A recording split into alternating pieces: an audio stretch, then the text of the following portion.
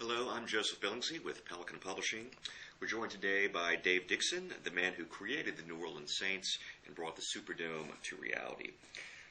Dave provides an insider's perspective on these and other events in his book, The Saints, the Superdome, and the Scandal. Thanks for joining us, Dave. Oh, it's a great pleasure, because I'm so proud of our city, particularly at this moment. Well, the moment would be that 1 week from today, the Saints will take the field against the Indianapolis Colts for their first ever Super Bowl appearance.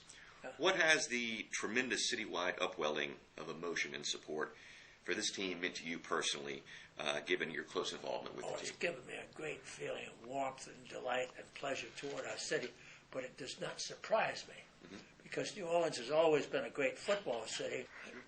Well, the team is riding high at the moment. People have been reliving great moments in Saints history. Take us back to the earliest days of the Saints history, Dave. How were you and others able to get this team? Well, Mayor Morrison called me. Mayor Morrison had a press conference and he announced that he wanted to build a stadium out in City Park for a Major League Baseball team.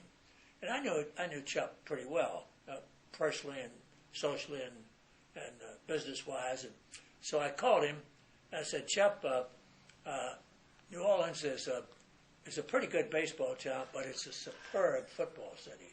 Always has been. I said, Tulane has always been the college football attendance leader of the South. We taught LSU how to enjoy football and so forth. And I said,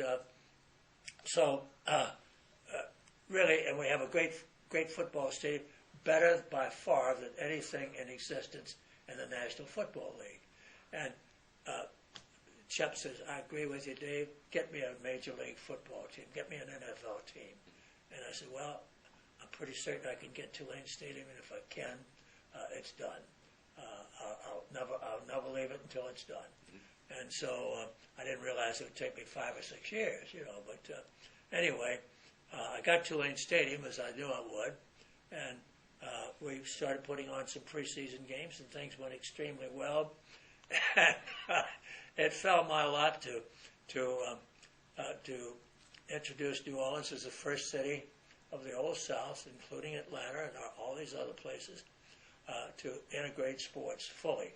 And we had first come, first served, no tricks, no anything, just straight out. Any seat that's not sold, it's open to anybody. And that was a requirement of the NFL? It wasn't necessarily a requirement of the NFL, but I knew it would be. And I had told Tulane, I said, now listen, I'm going to integrate the stadium. And Tulane told me we would have it no other way.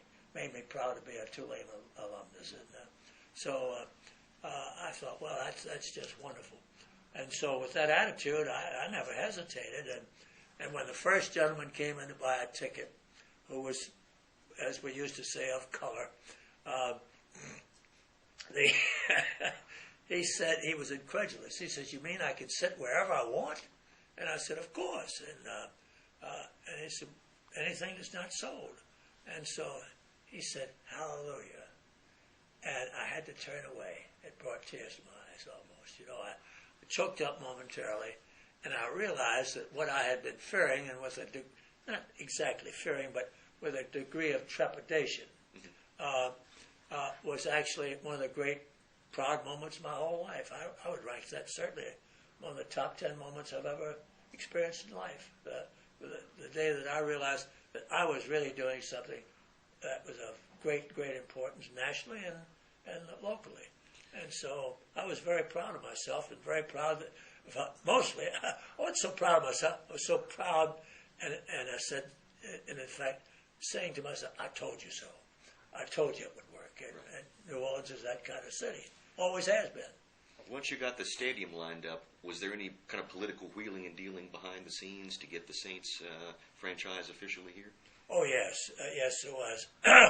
The problem was that the NFL, mind you, these were dollars in 1965, and the NFL wanted $9 million for a franchise, and they had come to the realization that New Orleans was well equipped, and so they were ready to have New Orleans. And so we looked around, and we couldn't find anybody locally, and they wanted it in one individual. No problem at all if you could have several people, but one individual. And so we finally, through some close friends of mine and Jones Walker Law Firm, had a good client from Texas, the Meekum family, who had a lot of Louisiana oil interests, and they were very interested in doing it, and so we were happy to go along with them, and it worked out pretty well. Young John Meekum was a very fine citizen today. It was something. He was still a playboy then. You know, he was still just a young guy sowing some oats, and I don't think he took it quite as seriously as he maybe would have today. And but anyway, I think that the day that Meekum sold and Tom Benson took over, this was a different era. Mr. Benson didn't know anything at all about football, but he knew a lot about business. Right. And and he didn't know anything at all about public relations, and he's learning still. But he's done an excellent job as an owner, and I'd say the Saints are among the top 5 or 6 franchises in the National Football League.